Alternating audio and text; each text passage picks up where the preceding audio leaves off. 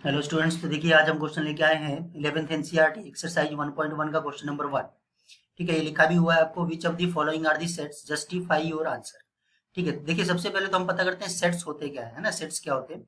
ठीक है, सेट्स होते हैं कलेक्शन ऑफ ऑब्जेक्ट्स। में डेफिनेशन लिख रहा हूँ, collection of objects, collection of well defined objects. ध्यान से, ठीक है, collection of well defined objects, बहुत इंपॉर्टेंट है ये definition. Collection of well defined objects में ये चीज बहुत ज्यादा इंपॉर्टेंट है कि वेल डिफाइंड होना चाहिए, अच्छी तरह से, कोई एम्बिग्यूटी नहीं होनी चाहिए। ठीक है, ऐसे कलेक्शंस जो वेल डिफाइंड हो। अब देखते हैं कि कौन कौन से कलेक्शन वेल डिफाइंड है। Question number 1, the collection of all the months of year beginning with the letter G. बिल्कुल सही है। ठीक है, मैं यहाँ पे लिख देता हूँ कि अगर हम सेट लिखेंगे, फर्स्ट के लिए सेट लिखेंगे तो all the letters of the, all the collection of all the months of year beginning with the letter J. तो जे के साथ जो मंथ्स बिगन होने वाले हैं वो आप लिख सकते हैं। देखिए, जनवरी, ठीक है, जनवरी, फरवरी, मार्च, अप्रैल, मई। जून स्टार्ट होता है तो जून, जुलाई होता है जुलाई, जून, जुलाई, अगस्त, सितंबर, अक्टूबर, नवंबर, दिसंबर। ठीक है, तो बस इतने ही एलिमेंट्स होंगे इसके अंदर। ये वेल डिफाइंड है ना, इसमें कोई कंफ्यूजन नहीं है। हमें पता है जे से स्टार्ट होने वाले मंथ्स कौन कौन से हैं, जनवरी, जून और जुलाई। तो ये बिल्कुल ही सेट है। ठीक है, ये सेट का एग्जाम्पल है, ये हमने जस्टिफाई भी कर दिया। दूसरा, ठीक है, the collection of 10 most talented writers of India. देखिए, अब ये तो कलेक्शन मतलब डिफाइंड, वेल डिफाइंड नहीं है। हम क्या कर रहे हैं, आपको वेल डिफाइंड देखना, वेल डिफाइंड नहीं है। क्यों वेल डिफाइंड नहीं है? 10 मोस्ट टैलेंटेड राइटर्स, अब आपको क्या पता है कि क्या क्राइटेरिया है, कौन सी क्राइटेरिया पे आप कह सकते हैं कि ये राइटर्स मोस्ट टैलेंटेड है, 10 मोस्ट टैलेंटेड राइटर्स। ठीक है, तो ये वेल डिफाइंड कलेक्शन नहीं होगा। ठीक है, तो हमारे पास ऐसी कोई क्राइटेरिया नहीं है, ये वेल डिफाइंड कलेक्शन नहीं है, इस वजह से ये सेट नहीं है। थर्ड पे आते हैं। ठीक है, a team of 11 best cricket batsman. ठीक है, 11 बेस्ट क्रिकेट बैट्समैन। देखिए इसमें भी, ठीक है, इसमें भी कोई क्लैरिटी नहीं है, इस स्टेटमेंट में भी कोई क्लैरिटी नहीं है। यहाँ पे जो आप कलेक्शन रखेंगे 10, 11 बेस्ट क्रिकेट बैट्समैन का, 11 बेस्ट क्रिकेट बैट्समैन का, उसकी कोई क्राइटेरिया फिक्स नहीं है। हो सकता है अगर आप क्रिकेट देखते हो और जानते हो तो हो सकता है किसी का स्ट्राइक रेट अच्छा, बिल्कुल ये वेल डिफाइंड है। आप अपनी क्लास के सारे बच्चों का नाम आराम से लिख सकते हैं, तो ये वेल डिफाइंड है। आप लिख लेंगे, एक एक लाइन के स्टेटमेंट्स हैं, इसमें कोई ज्यादा बात, बड़ी बात नहीं है। The collection of all natural numbers less than 100, बिल्कुल सही है, इसको भी लिख सकते हैं हम। ठीक है, लेस देन 100 आपको कलेक्शन ऑफ नेचुरल नंबर्स, हमें पता है नेचुरल नंबर्स कौन सा क्वेश्चन, ये फिफ्थ है, फिफ्थ को अगर आप लिखना चाहें तो आप इसको लिख सकते हैं, natural numbers less than 100, 1 2 3 and so on, कहाँ तक, 99 तक, है ना। ये वेल डिफाइंड है, बिल्कुल वेल डिफाइंड है। ठीक है, तो ये कलेक्शन जो है वो सेट है। A collection of novels written by the writer Munshi Premchand, बिल्कुल मुंशी प्रेमचंद ने जो भी नॉवेल्स लिखे होंगे उसका कलेक्शन, तो ये वेल डिफाइंड है। ठीक है, वे वेल डिफाइंड है, ध्यान रखना है। The collection of all the even integers, बिल्कुल सही है, ये भी वेल डिफाइंड है, ऑल द इवन इंटीजर्स। ठीक है, क्रिस्टल क्लियर है कि इवन इंटीजर्स की बात कर रहे हैं हम लोग। ठीक है, तो प्लस माइनस इवन इंटीजर्स कौन कौन से हो गए, प्लस माइनस 2, प्लस माइनस 4। ठीक है, तो इवन इंटीजर्स मतलब 2 4 6 8। ठीक है, समझ आएगी बात। तो collection of all even integers, बिल्कुल ये क्या है, सेट है। The collection of questions in this chapter, definitely ये भी वेल डिफाइंड है। लिमिटेड है भाई, इस कलेक्शन जो है, इस कलेक्शन की बात कर रहे हैं, वो question of in this chapter है। इस चैप्टर में जितने भी क्वेश्चंस है बिल्कुल वो लिमिटेड है, वेल डिफाइंड है। A collection of most dangerous animals of the world. अब आपको तो ये समझ आ चुका होगा, इसको आप देख के आसानी से कह सकते हैं कि ये सेट नहीं है। मोस्ट डेंजरस का मतलब क्या है, मोस्ट डेंजरस अब कौन से बेसिस पे, क्राइटेरिया अलग अलग हो सकता है ना, अलग अलग क्राइटेरिया हो सकता है डेंजरस एलिमेंट एनिमल्स का। ठीक है, कि किस बेसिस पे आप उसको डेंजरस कह रहे हैं। ठीक है, तो वो क्राइटेरिया वेल डिफाइंड नहीं है यहाँ पे, इस वजह से ये सेट का एग्जाम्पल नहीं है। समझ आ गई बात। चलिए नेक्स्ट क्वेश्चन पे चलते हैं। क्वेश्चन नंबर 2, क्वेश्चन नंबर 2 कह रहा है कि आपको लेट सेट ए दिया हुआ है, 1 2 3 4 5 6 इसके एलिमेंट्स हैं, insert the appropriate symbols, belongs to और डज नॉट बिलोंग्स टू। ठीक है, ये इनके स्पेसिस में, ठीक है, बिटवीन द स्पेसिस यहाँ पे बताने हैं कि यहाँ पे क्या आएगा, यहाँ पे क्या आएगा, यहाँ पे क्या आएगा, यहाँ क्या आएगा, यहाँ क्या आएगा, यहाँ क्या आएगा। ठीक है, इसका सिंबल का मतलब सबको आपको पता होगा, इसका मतलब होता है बिलोंग्स टू। ठीक है, जिसको नहीं पता आप लिख लीजिएगा, इसका मतलब क्या है, does not belongs to, does not belongs to. Set A में है तो सेट ए को बिलोंग करता है। क्या 8 सेट ए में है? नहीं है, है ना, 8 नहीं है सेट ए में, तो डज नॉट बिलोंग्स टू। क्या 0 सेट ए में है? नहीं है, तो ये डज नॉट बिलोंग्स टू आएगा। क्या 4 है? बिल्कुल है, 4 सेट ए में है, तो ये बिलोंग्स टू। क्या 2 है? बिल्कुल 2 भी है, ठीक है, तो 2 बिलोंग्स करेगा इसको, ठीक है। क्या 10 बिलोंग कर रहा है? 10 इसके अंदर नहीं है ना, तो 10 डज नॉट बिलोंग्स टू, ठीक है। सेकंड में आते हैं। सेकंड क्वेश्चन क्या कह रहा है कि write the following sets in roster form. आपको रोस्टर फॉर्म में लिखना है, ठीक है, रोस्टर फॉर्म में लिखना है, यानी कि सेट बिल्डर फॉर्म में आपको गिवन है। पहला सेट है, ये है set A equals to x is an integer, x integer है, ध्यान रखना है, -3 से 7। अच्छा, इसका मतलब क्या है ये भी ध्यान रखना है। इसका मतलब क्या है कि -3 आपने लेना है, 7 नहीं लेना है। तो मैं सेट यहीं पे लिख देता हूं, सेट ए क्या आ जाएगा, -3 से अगला इंटीजर कौन सा होगा, -2, -1 उससे अगला होगा, फिर 0 उससे अगला होगा, 1 2 3 4 5 6। क्या 7 लेंगे? ध्यान रखना है, क्या 7 लेंगे? इक्वल टू का साइन नहीं है, नहीं लेंगे, ठीक है, तो यही आंसर है इसका, ठीक है।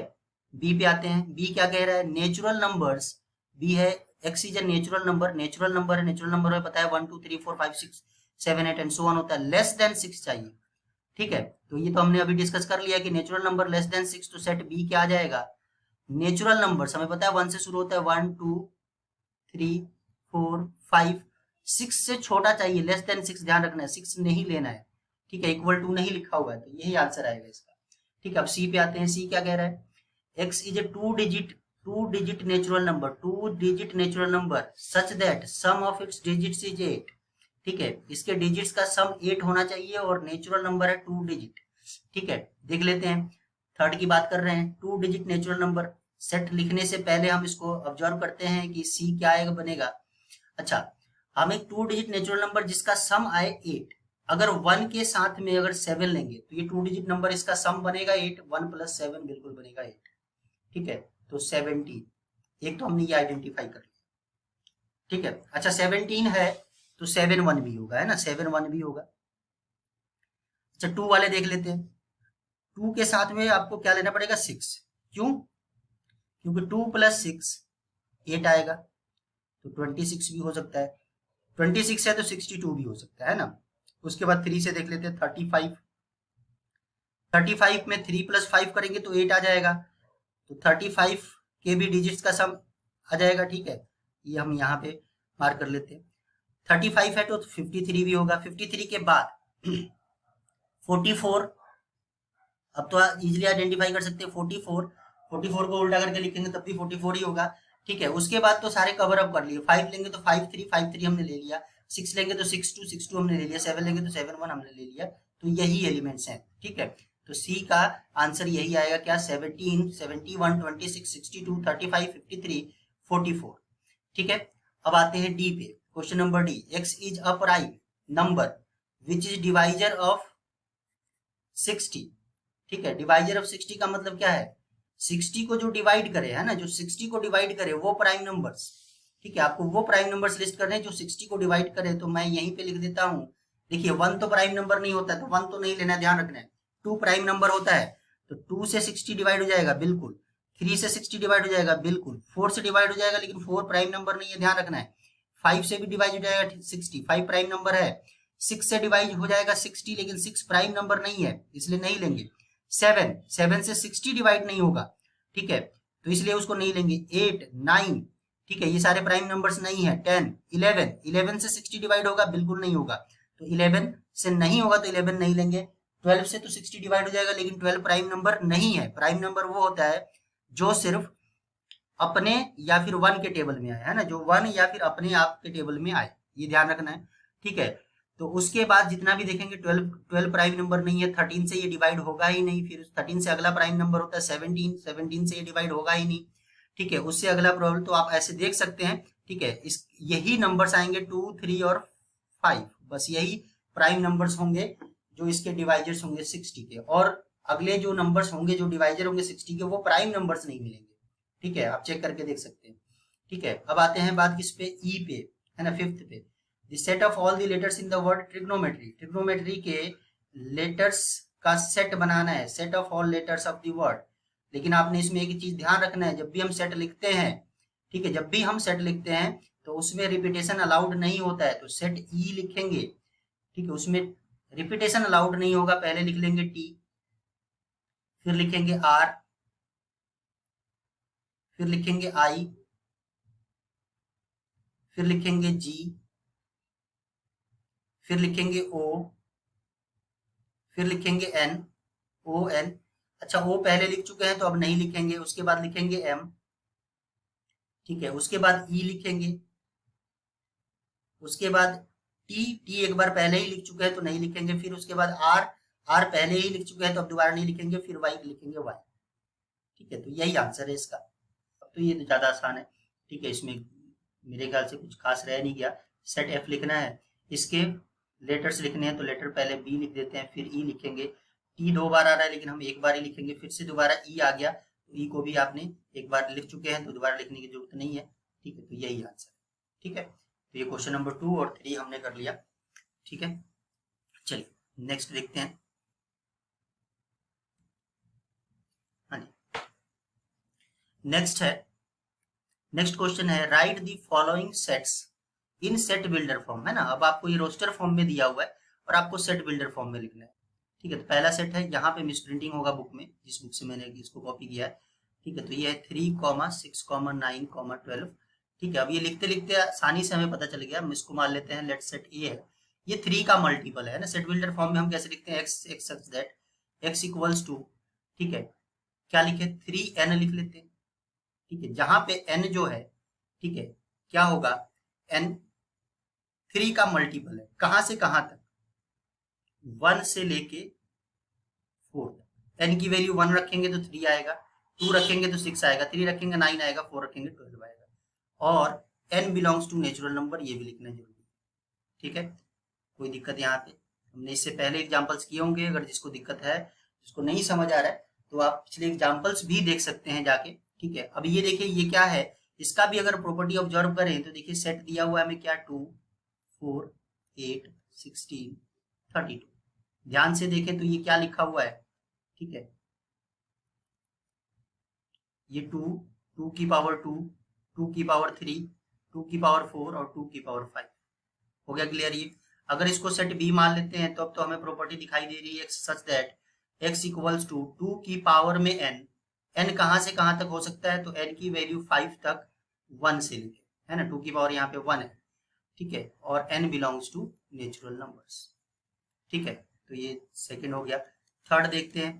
थर्ड में 2, 4, 6 एंड सो ऑन, है ना, ये चलता जा रहा है। इसका मतलब है कि कोई इसमें एंड नहीं है, ठीक है। तो अब ये तो हमें पता है कि क्या है, 2, 2 जा 4, 2 3 जा 6, ये 2 का टेबल है, ठीक है। तो इसको हम मान लेते हैं सेट सी है, तो हम इसको क्या लिखेंगे, x such that x equals to 2n where n belongs to natural number. क्योंकि इसमें लिमिट नहीं है इसलिए हमने लगाया नहीं। n belongs to natural number का मतलब है कि ये 1 से ही स्टार्ट होगा, तो n की वैल्यू 1 रखोगे तो 2, 2 रखेंगे 4, 3 रखेंगे 6, ठीक है, 4 रखेंगे, वैसे ही आता जाएगा, ठीक है, 8 एंड सो ऑन। तो अब इसके बारे में बात करते हैं, फिफ्थ के बारे में, ठीक है। सॉरी, ये हमने फोर्थ किया, ये हमने फोर्थ किया, ठीक है, फोर्थ किया आपने। अच्छा थर्ड के बारे में बात करते हैं। थर्ड देखिए 5, 25, 125, 625, मैं लिख देता हूँ, आप लोग लिख लीजिएगा, कोई दिक्कत नहीं है इसमें।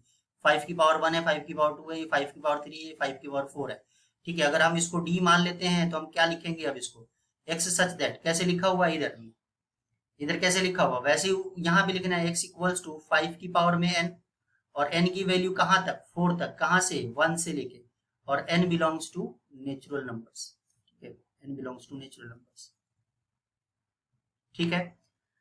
उसके बाद फिफ्थ की बात करते हैं, फिफ्थ, ठीक है, फिफ्थ की बात करते हैं। ये क्या है भाई, 1, 4, 9, 100, क्या ये बात समझ आ रही है, ये लिखा हुआ है 1, 4 का मतलब 2 की पावर 2, 3 की पावर 2, 9 का मतलब 100 का मतलब 10 की पावर 2, क्या लिखेंगे इसको, ठीक है। तो इसको हम सेट ई मान लेते हैं, क्या लिखेंगे इसको बताइए, क्लियर हो रहा है यहां से, x equals to x such that, ठीक है, x इक्वल्स टू क्या है, n स्क्वायर, और n की वैल्यू कहां से कहां तक है, तो n की वैल्यू 10 तक लेना है आपने 1 से, और n belongs to natural number, ये तो आएगा, ठीक है ना, n belongs to natural number, ये तो आना ही आना है, ठीक है। n की वैल्यू जब 1 रखेंगे तो 1 का स्क्वायर 1 आ जाएगा, जब n की वैल्यू 2 रखेंगे तो 2 का स्क्वायर 4 आ जाएगा, ठीक है, 3 रखेंगे इनकी वैल्यू तो 3 का स्क्वायर, और वैसे ही 10 तक रखेंगे तो 10 का स्क्वायर ये आ जाएगा। तो ये हमारा इसका सेट बिल्डर फॉर्म होगा। ठीक है, समझ आ गई बात ये। तो चलिए बाकी सारे क्वेश्चंस नेक्स्ट लेक्चर में करेंगे। Thank you very much.